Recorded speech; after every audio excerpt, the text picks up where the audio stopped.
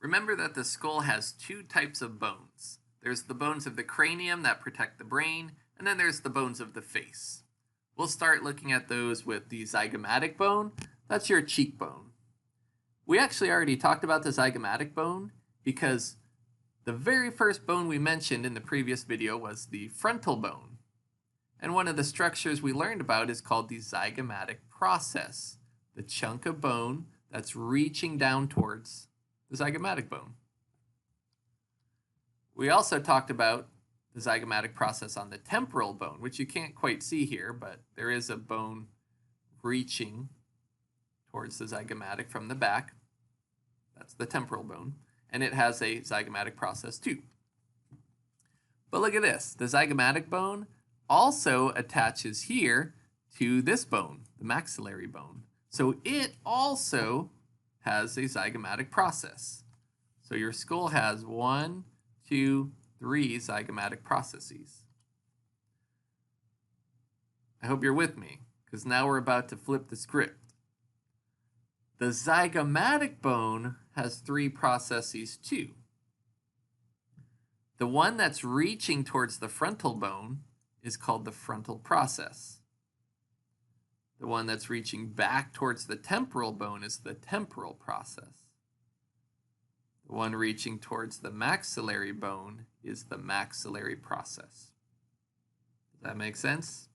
So you've got one bone called the zygomatic bone, but you've got like 6 structures to know. 3 zygomatic processes on 3 different bones. And then the zygomatic bone itself has 3 processes, each named after the bone it's reaching towards. Run through that a few times. It'll make sense. The maxillary bones we just mentioned have a zygomatic process, so a chunk of bone reaching towards the zygomatic bone. And they have a frontal process because, let's look at the previous slide. Here we can see the maxillary bones reaching up towards the frontal bone.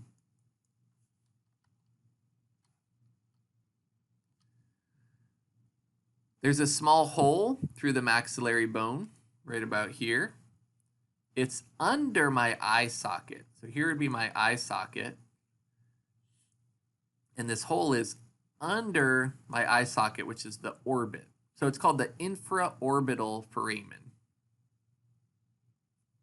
There's also a hole inside my maxillary bone called the maxillary sinus. There's a sticky outy chunk of bone near my oral cavity called the palatine process. So this palatine process is making up part of my hard palate. In other words, right behind your front teeth, your incisors, if you run your tongue over the roof of your mouth, you're touching a part of your maxillary bone called the palatine process. And actually, if you run your tongue really far back the roof of your mouth, you'll reach your palatine bones. These are separate little L-shaped bones, and they make up the posterior third of your hard palate.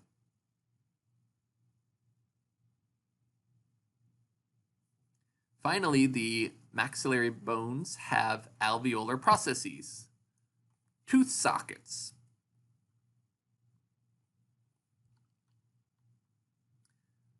Let's look now at the mandible. Plenty going on here.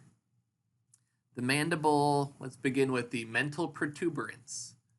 So protruding from the front of your mandible is the mental protuberance. And then on either side of that, there are little holes called mental foramina. Here's one mental foramen, here's one mental foramen.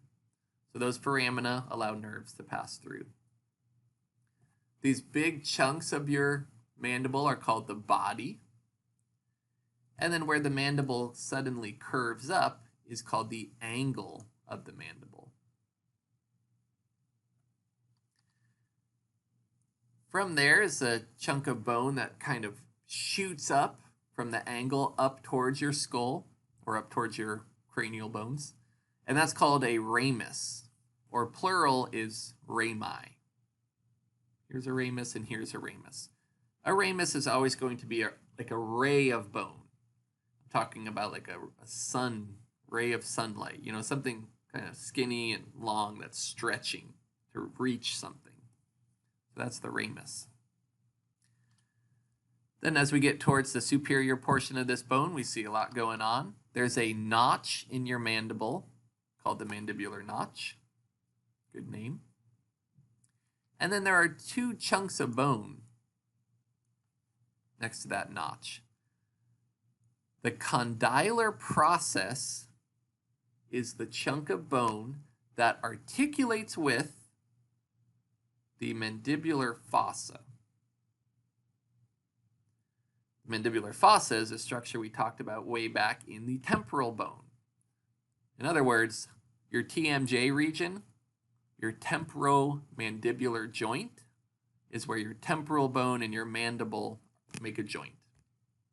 But more specifically, it's the mandibular fossa of the temporal bone and the condylar process of the mandible that make that joint. The other chunk of bone here is called the coronoid process, and that's just a site for muscles to attach to.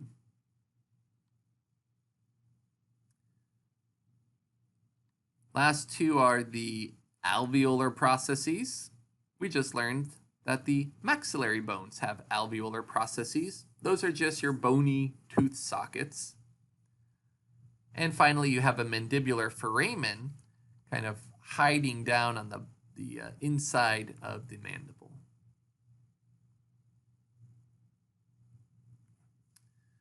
There are several other facial bones. They're all listed here. These are relatively small and basic bones, so they won't get their own slides. We'll just say the nasal bones are found here. So just find your nose, feel that hyaline cartilage in there, and go up quite high until you feel some really hard bony structures. Those are your nasal bones. You also have inferior conchae or inferior nasal conchae. Those are these chunks of bone down here. And they do the same thing that the middle and superior nasal conchae of the ethmoid bone do. In other words, there are a whole bunch of nasal conchae. Some of them are attached to the ethmoid bone, but these aren't. These are their own separate bones. They're the inferior nasal conchae, but they're doing the same job as the other conchae. They're going to help make the air turbulent, so it gets warmer, so it gets cleaner, so it gets moister as it tumbles all around inside your nasal cavity. You also have lacrimal bones. Anytime you hear the word lacrimal, you should be thinking about tears. Lacrimal ducts make tears, or lacrimal glands, rather, make tears. And the tears travel through lacrimal ducts, and those ducts go through the lacrimal bones.